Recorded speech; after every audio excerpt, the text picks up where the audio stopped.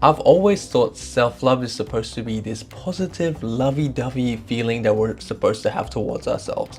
After all, when we think about loving somebody else, that's usually how it goes. But usually I'm pretty hard on myself, and not gonna lie, I kinda like that.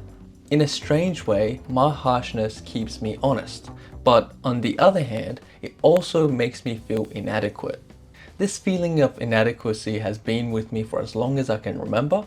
However, over the past few months, I've come across a new way of looking at it, which can make this feeling hopefully productive. And I'm going to tell you about it in this video.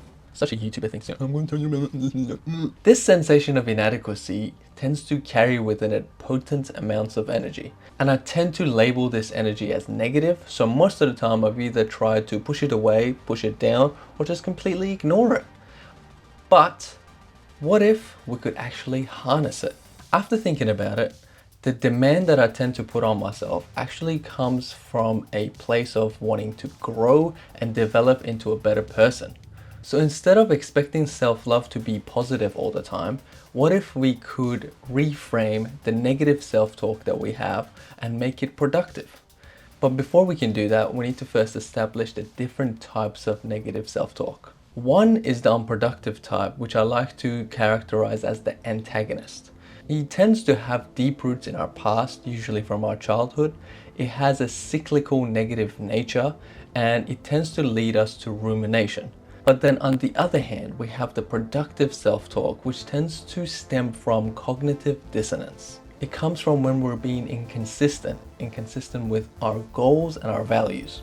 And then the way that it works, it usually nags in the background, trying to push us towards making the right decision. You've probably already connected the dots, but this type is what we want to focus on. By paying attention to the productive negative self-talk that we have, we can guide ourselves towards our main goals. To do this, it is helpful to figure out the sources of negativity in our life.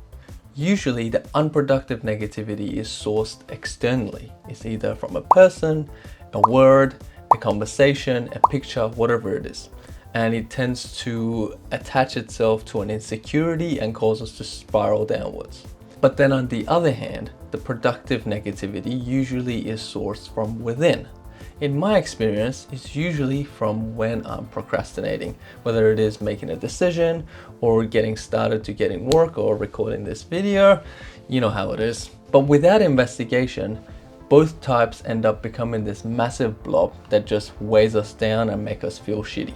I've only managed to parse these two apart through sitting with my thoughts, sitting with my emotions, trying to slow my train of thought, and then writing them down in a journal. I like to call this investigative journaling, and here's the structure that I follow. Whenever I notice that I'm feeling a little bit off or that my mood has tanked, I pause and try and rewind the tape to figure out when was the last time I can remember before this mood took a hold of me. What helps with this is to try and retrace your steps either physically or mentally, figuring out what the train of thought was and how you ended up here. By pulling on the thread, you eventually end up at the inception point. And when you've got that, you can try and investigate why it made your mood change. After you figure that out, it's pretty easy. You just have to come up with a plan, break it up into steps, and start taking action. And as soon as you do that, you start feeling good. By actively going after the perpetrator which caused the shift in mood, you automatically switch gears from the anxiety and worry and the negative way of being towards curiosity.